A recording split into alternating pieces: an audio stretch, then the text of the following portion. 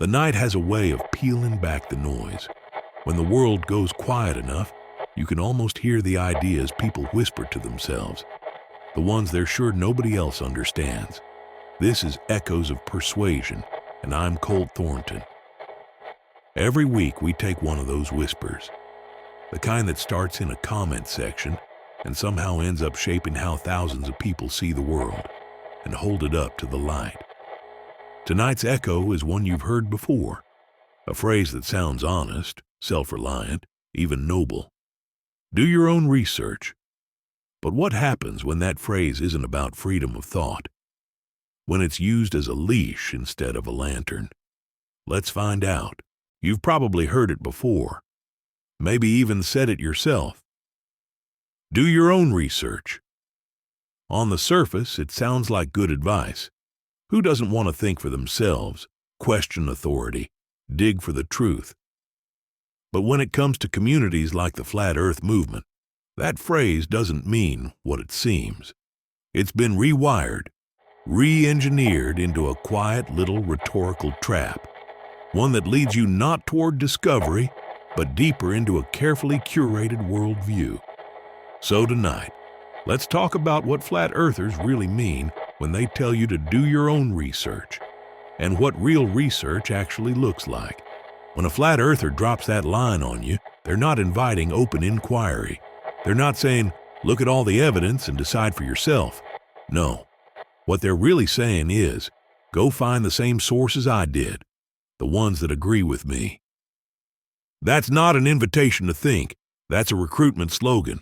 Let's break down what that phrase really does. To most people, research means you gather evidence, check your sources, compare findings, and test your conclusions. To a flat earther, research means watching the right YouTube channels, scrolling through TikToks, and sharing screenshots that already tell the story they want to hear. It's not about investigation. It's about validation. They're not testing a claim. They're maintaining a belief. Bundled right inside do your own research is the assumption that everyone else is lying. Scientists, teachers, journalists, all part of the same shadowy club. So if they can't be trusted, who can? Only the truth seekers on YouTube. Only the ones who see through the lies. That's how it works. The phrase doesn't just question authority. It replaces it. It builds a new hierarchy where they are the experts and you're the student, just waiting to be enlightened. Once you start looking only at the sources they recommend, something strange happens. You start hearing the same arguments again and again. And repetition, even false repetition, has power. Psychologists call it the illusory truth effect. Hear something enough times, and your brain starts to file it under probably true. That's not evidence, that's exposure.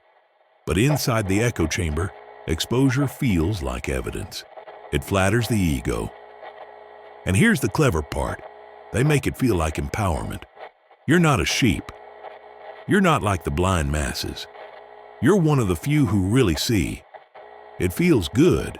It feels like rebellion, like waking up in a world asleep.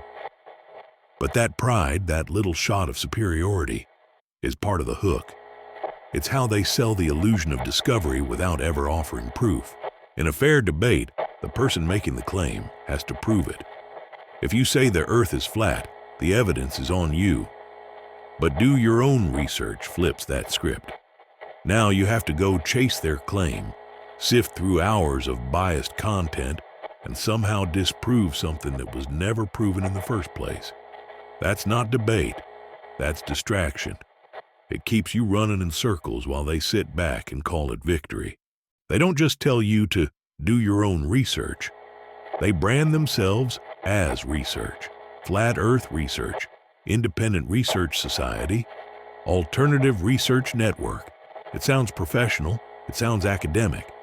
That's called strategic framing, shaping perception before you've even heard the message. Call something research, and it automatically sounds credible.